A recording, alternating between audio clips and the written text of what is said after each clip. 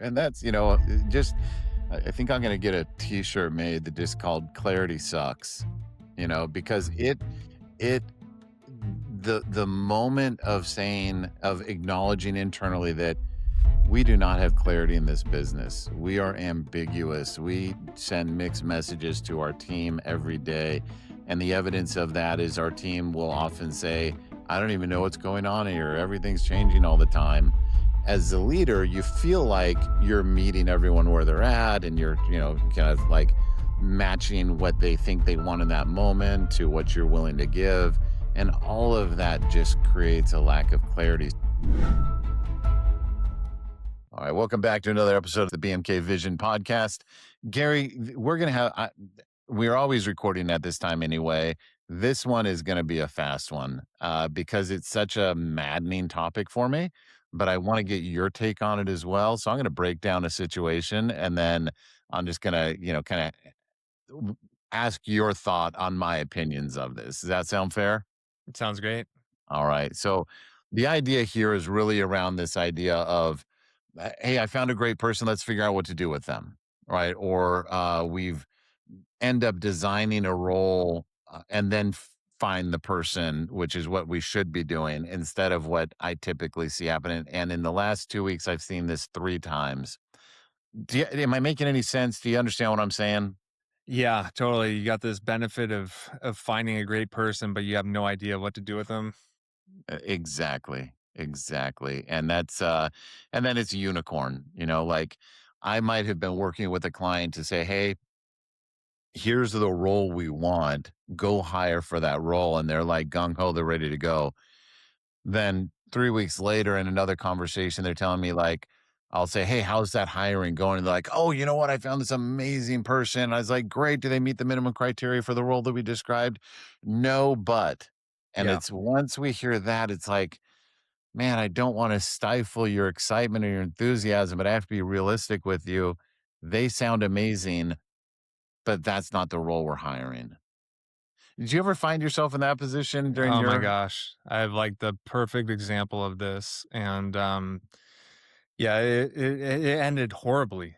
I mean, literally there's tears happening, there's uh, life-changing event, man. And it's really sad because, you basically blow up um a great employee or great prospect of an employee because as a owner manager, you don't understand what you need, and it's just, probably. when I look back at it, it's like, man, I cost a lot of people a lot of pain by just not being clear on what I wanted. And man, I also look back at that time in my life and I had a lot of clarity on what I was trying to get accomplished. So even like, with as much clarity in my business at that point, I still blew it. Still messed up. And that's so like, and most people wouldn't describe when they look back, they wouldn't describe that, hey, I at that period I had a lot of clarity of what I was trying to accomplish. Most people don't even say that they had that. So you had that and you still kind of found yourself, trying to shove the right person into the wrong role. And I've got so many sound bites that I've said so many times, and I'm saying that in a non-complimentary fashion, but I've said so often that in one particular role, don't take your best tech and make them a service manager. And I think that is so like pervasive in the mature MSP community. Like people kind of know that or they've heard that. Um, Yet it seems like 15 times a year we still see it, and we're working with a great company right now where they're in the middle of doing the same thing. And why do you think that's such great advice? Don't take your best tech and make them service manager. Why do you think that that's true? If you do think it's true. Yeah, I think it's true. It's not just the service manager, it's the same with sales too, right? And Yeah. it's really the people that can do um generally don't teach well and don't manage well. Mm. So this is obvious with academia and people that are professors and have tenure. They never go out into the real world to apply any of their kind of knowledge and understand what it actually does. So I think this is not unique for an MSP. Now, why do they do it? I think that familiarity that you have, right? It's like, this person's been there, they understand the system, they understand you, you understand them. So it feels really easy to kind of just slot them into that next level. Um, but yeah, it's definitely a personality type, and you may have hired the person to be a tech, and they were great at it, but it doesn't mean that they can be something else. It's just not that's not the way it works.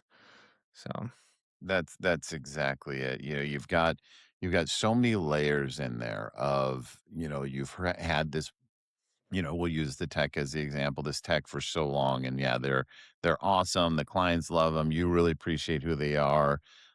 You find yourself learning that you need a service manager, and neither you nor the tech have defined the role very well.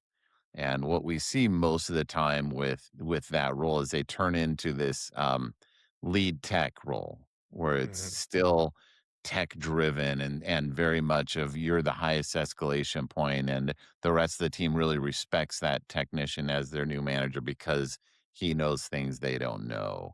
And then eventually that the owner comes into this place of like, why aren't we more profitable? Why, they finally learn what service department gross profit is, and they start realizing there's a standard for what it should be. And then they start pressing on that tech who's now their service manager, and that tech has no idea what you're talking about.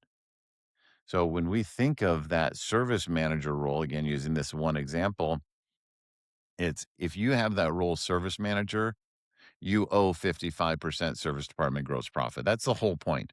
Can you convert labor cost into profit? There's nothing else, full stop. That's the job. Do we layer in some things like the clients have to love us, the employees have to really appreciate working here? Sure. But that's the job.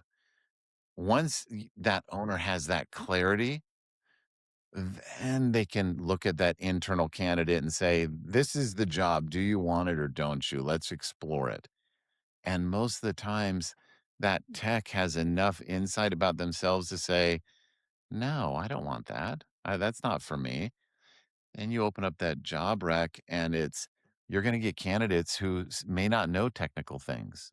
They may be power users of technology, but they're not going to be, a powerhouse technician. And if they are, hopefully they've evolved in their career to say, I'm ready to make the change and I want to do that thing. So it's really designing that role first, then giving people the opportunity internally to apply for it, but removing that thing that just because you've been here longest and just because I like you so much doesn't mean this is the right role for you. So when you so all that's true, right? Like that, like when you think about that, it's like the rule set of what they're supposed to do. When you bring in that service engineer tech that's performing well, move them into management role, do they drop the technical work and focus on the business and what the business needs? That part's really sticky and difficult. One of the things that you said was that respect factor of, do the techs respect the service manager? I think what I found was when the service manager is a technician, right? They tend to look up to them and they respect their input. Like, hey, this should take this long. Hey, do this, not that. Or let me just take over and help you out. Like, they respect all that because they know, like, oh, that person has an elevated skill set that I value. Where I Right. found, I slotted 2 different people into the service manager slash dispatcher kind of roles. One of them had no technical skills or experience, in the MSP world. Nobody respected him for anything. Like, they didn't understand, like, he didn't understand what they were supposed to do. He didn't really communicate with the clients properly. It really backfired on us. The other Yeah. guy was much more technical skilled, but the problem there was he would just jump in and do this, be the savior or the stopgap, but he also wasn't skilled enough to really demand, um certain things, like, it should only take about this much time. And when it didn't, like, let's say he's saying, hey, this should take an hour, they would say, you don't know, you've never done this. Right. So how do you fix that? Like, what do we, as the owner, or maybe, someone that's trying to manage this service department, like, how do you correct that problem of respect? Yeah, I hate this phrase. It sounds so lame. It's a cultural shift. It's making sure the entire company knows where are we going, what do we need to get there, and the decoupling this idea that we're a tech-driven company and that technology is the be all end all of how we define ourselves. That's a hard thing because the owner is typically of that mindset initially until they're, fed up with not making any money.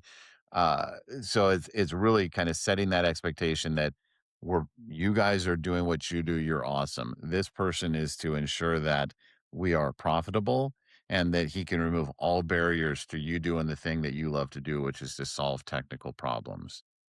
But once that gets clear and understood, and that's one of those messages, Gary, and I got this from my mentor, and it's taken me a lifetime to fully understand what he means. It's you have to have a vision, you have to evangelize that vision, and then you have to fund that vision. But that evangelizing the vision is not a perpetual lifetime thing initially. It's a, hey, gang, this is where this company is going. Here's why. Are you on board or are you not on board? And you're gonna go through that exercise 3 times, not 4, not 2, not 7. And people either buy into your vision or they don't. And if they don't buy into your vision, they just can't be with your company. So that's how big of an issue this is, that it's not enough to just kind of hope that, hey, they'll warm up to it, they'll come along with it. 'Cause it's not really about who that person that they're respecting or not respecting. It's really, do they respect the role and do they respect how this plays into the goal for the company? Does that Yeah. check out with you? Yeah, no, that's true. Yeah, I do believe that, and, I could see where that kind of falls apart because what especially as you're smaller and you're kind of introducing these new roles into the company, and you're trying to create that separation of duty from the owner into more of a managerial position that you're filling. Um, it's just so relieving when you have someone there to do the work. Right. So it's like, Right. oh, thank God I don't have to do all this stuff anymore. And that feeling alone is just kind of, gets you out of that part of the business, and then you forget, "Oh, wait, but I still need to guide them," Yeah. right? I still need to be involved. I still need to kinda set that vision and make sure that not only the service manager or dispatcher or whatever you're filling there, really understands the business requirements of what their role is, and then also that the technicians can understand kind of why this really matters and why it's important for the company. Um Uh, And it just takes some real maturity and real, like you got to look inward and say, "Hey, am I abdicating all all of my requirements to run this business to someone else, or am I delegating part of it in a clear way that people can understand and execute on?" So, for sure. And that's, just I think I'm gonna get a T-shirt made that just called "Clarity Sucks," because it the moment of acknowledging internally that we do not have clarity in this business. We are ambiguous. We send mixed messages to our team every day. And the evidence of that is our team will often say, I don't even know what's going on here. Everything's changing all the time. As a leader, you feel like you're meeting everyone where they're at and you're, kind of like matching what they think they want in that moment to what you're willing to give. And all of that just creates a lack of clarity. So that moment of saying, hey, I acknowledge that we are not clear around here. I acknowledge that I now know what I want as an outcome for this business. It's that third step of bringing clarity to the organization that sucks. It's hard. Half the people are going to be disappointed, discouraged, not wanting to change. Half of them are going to say, yeah, boss, I'm with you. And you'll learn if they aren't, or if they will or won't come along with you. So I think it really is a tough, tough moment in the business. And we do so much to not externally avoid it or purposely avoid it, but we put these positions or these roles or these things in place that feel really clear, but if we haven't stated this is where we're going, everyone just still remains confused and it just looks like one more change. And whoever you slotted into that new important role is going to wear all of that because the team's not going to come along. It's going to look like they don't respect the person, but really they're just saying, here's just one more change we went through. We'll be right back with more, but first, here's a quick message from Bering McKinley. Most MSPs are constantly busy, chasing tickets, projects, and fires. But without structure, it's hard to know if the business is really improving. Vision from Bering McKinley is the system that helps you work on your business, not just in it. It connects leadership strategy with daily execution. Vision aligns people, process, and performance, creating clarity and rhythm from goals to results. And the Vision app brings that structure to life, helping you create policies, track goals, review KPIs, and collaborate with your BMK consultant all in one place. Behind it all, Jetson AI, your assistant inside Vision, helps you find answers, generate insights, and take action faster.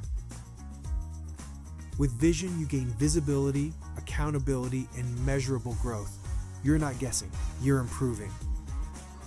Vision, Jetson, and the Vision app, your path from strategy to results. Start transforming your business today.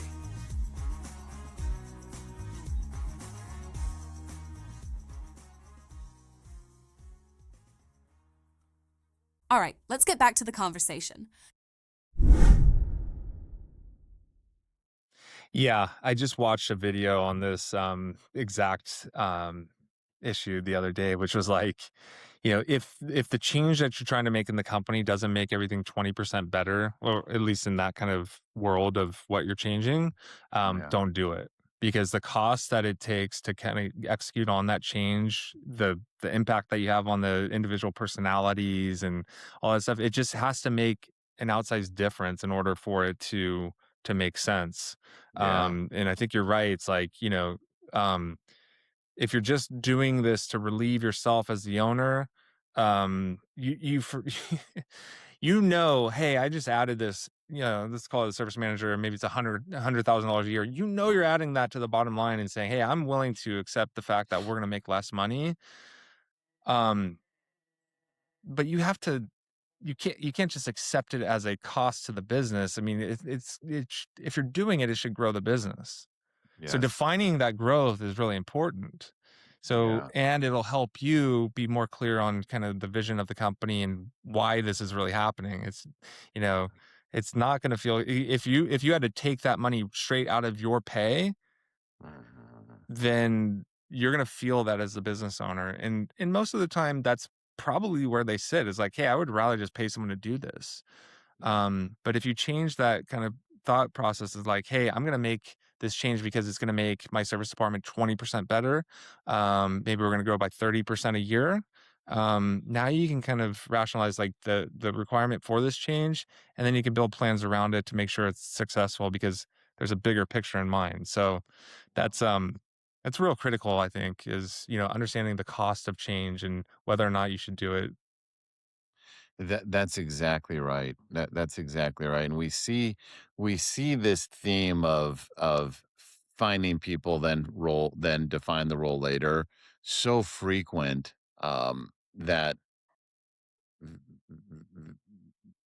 there there's outcomes that we're beginning to see these trends towards. A lot of times it happens that first place it happens is in that I need a service manager and then really walking through what impact will have on the business. If we, Barry McKinley, if we don't do a great enough job of saying, here's what you're going to get from this, here's where you have to go, then it's executed poorly. Right. We're going to take that least friction point person and say, you're it now. If we do it great, then we get that great benefit. The second place it starts showing up is in sales. Right. And, let's just be candid. A majority of the folks we work with don't have salespeople, or they've had salespeople in the past and maybe they'll get them in the future. But that's another area where, and this happens a lot, is we'll get on a sales call with an MSP and, we'll be connecting with them and having these great conversations. And they'll say, oh yeah, and I have a salesperson starting tomorrow, or I have a sales job at right now, and they're excited to tell us, and we're excited to hear it. But, our duty is to press on that, to say, tell me about that. Tell me about the job description. Tell me about the table. Tell me about the comp plan. Tell me about the onboarding plan. Tell me about how you're going to manage, what expectations you have for them. And we can queer the deal right there sometimes, because that feels almost negative to the person sometimes, when really it's, hey, you're not as prepared for this as you think you are. Your buddy told you should hire a salesperson. You went to some event and you got motivated to hire a salesperson, but you didn't lay the foundation. And Mhm. we can look around that corner and know what's going to happen. That person's going to come in. You're not going to be ready for them. They're going to be frustrated. You're going to put it on them that salespeople suck. And why did I even bother doing this? Then you're going to wait another 2 years before you try it again once that scar tissue is healed. And it's like, just slow down. Know why you're doing it. Take the time, take the 50, 70 hours it takes to really prepare yourself for, hiring that role. Once you're posting that want ad, all the hard work is done. It's like being a fighter. It's like that fight is won outside of the ring, not in the ring. It's all the stuff you did up until that moment that got you that success. So really taking your time building these roles, and I like what you added in there of like knowing why you're doing it. What type of outsized return are you going to enjoy if you do this thing? And once you have that narrowed down, putting in the work to do all the things that you have to do to prepare for whatever that role is will suddenly be worth it. Yeah. And I think a lot of MSPs at the million, 2 million, maybe even 3 million mark, what happens is they haven't planned kind of their year out in a way that's very clear. So if you could think about, like, if you did a business plan, you're gonna have a couple levers inside that, right? Like, you're gonna forecast some level of growth. That growth is gonna require a certain level of service. You're gonna have to assess your service department and see, like, what your capacity is. Um, and somewhere along the line, you're probably going to find, like, hey, if we actually execute on this revenue kind of, sales revenue kind of generation growth standpoint, we're going to most likely need someone to help facilitate that growth. Um, if you're sitting here today, it's what, February 26th, and you haven't done a plan yet, what's gonna end up happening is just naturally you're going to get more business. Maybe you're really good at sales, so, you get more and more business, and you haven't planned. You're putting that sense of urgency on the point of the sale to facilitate that. Now you can't slow down, right? Now you can't you're forced into these situations. So, uh, best case scenario is you forecast what the possibilities are for your business as far as growth goes, and then you plan these hires. Okay, we have a service manager, we just need technicians, or we have a bunch of technicians, but we really need a dispatcher. If you can go in and spend the weekend kind of mapping that out, it's theoretical, but you can map that out and you say, oh, okay, well, this is best case scenario is if we had time, this is what that dispatcher would look like. Mhm. Here's the role that, we need to define. Here's what the 90-day onboarding looks like for that person. Here's where we think we need to hire them. Um, it just gives you a cleaner outlook on, like, you're not surprised by this growth, right? You're not surprised by potentially someone leaving the business because you put together some kind of planning before that. And I can't stress that enough, because that does then provide that clarity that we're talking about, right? So, Right. uh, Yeah, that's there's two versions of that as well. There's a million versions of it. But like the one thing I don't want people to do is run out and go buy, businessplanner.com or some bullshit. I mean, those are great, but you're gonna get lost in that. Option A, get into Chat GPT, turn on the dictate mode, and just talk. Just talk mhm. about this is what I want, this is what I'm thinking about, these are some variables that might be included, and just have it spit out something. And as you start working through that, it's going to add variables that you didn't even consider. And if you'll just kind of return to that over the course of a weekend or a couple of weeks and just stay consistent, say, wow, I have a plan. Now go try to follow that plan, or at least understand that plan so that you aren't surprised when something happens. You're like, oh, I kind of thought about that. That's like kind of level one, do something. Level two, at Bering McKinley, our vision system is built for this. It's let's walk through what's the goal, what's the milestone we're going to achieve this year, what are those initiatives that we need to have in place, what are those sub goals of the initiative and the action items. That's like your ideal level. And you can, do it with Bering McKinley, of course, but you can do that in any number of systems. But just figure out where am I going and work backwards. That avoids those moments of, wow, this great candidate came in, I should hire them. Hey, your head should snap to your plan and say, I already determined that the probability of meeting this year's milestone didn't require this unicorn that just showed up at my front door. If I'm going to go through with exploring this awesome person, I've got to put them on ice for at least a week to kind of figure out how much better I can do, that 20% better I can do with adding this person to the plan, really finding the right role, but just slow down. Don't allow yourself to get backed into that corner because it's going to happen constantly in your business. Yeah. Yeah, and in the knock-on effects of that bad hire, right? It's the perfect person, the wrong seat, the disruption that happens, the loss of cash, potentially customer impact. I mean, it's just that all that if you think about it, it's like I don't even know how to quantify all that, right? Like I literally could not sit down with a spreadsheet and like say, "Oh, this is how much all that cost me here line by line." Like it's just like it's too hard. But the answer to that is like, well, just don't do it, right? Don't Yeah. start that, and then you don't have to worry about all that stuff, right? And of course, we're not perfect. We're gonna mess up from time to time, but you know, if you don't start down the path, you don't have to deal with the outcome in that negative way. Right. And let's not try to tease in some like, exception rule like that says, "Oh, yeah, but what if?" It's like, no. It's like we know what the outcome is. It's just stay away from that chaos is really the answer, until you're So ready, right? So true. Yeah, Gary, we've switched roles over the number of years we've known each other. We started out with Barry McKinley working with your company, and now you work deeply with our company. And before you really started formally working with us, you had a front row seat to me doing exactly that. Like, I have a great person, I'm gonna put him in this role. Oh gosh, that I did that boy, that's not working. I wonder why not. And then, but you know what? I think this is the real role for them. And awesome person. Like, shout out to that person. They're amazing. I didn't plan for it. And there's just as you kind of said, you couldn't even make a spreadsheet to calculate it all. Rough numbers, I can find about $600,000 in my world. So this is so real, man. So it Yeah. really is just, you know, format a plan, figure out those roles that you think you're going to need, design those roles thoroughly, then go find the right candidate. Because I think what could be heard in this, because I think, just don't do it is great. Is great thought right there of what you said. But I don't want somebody here is, hey, just don't do anything. It's No.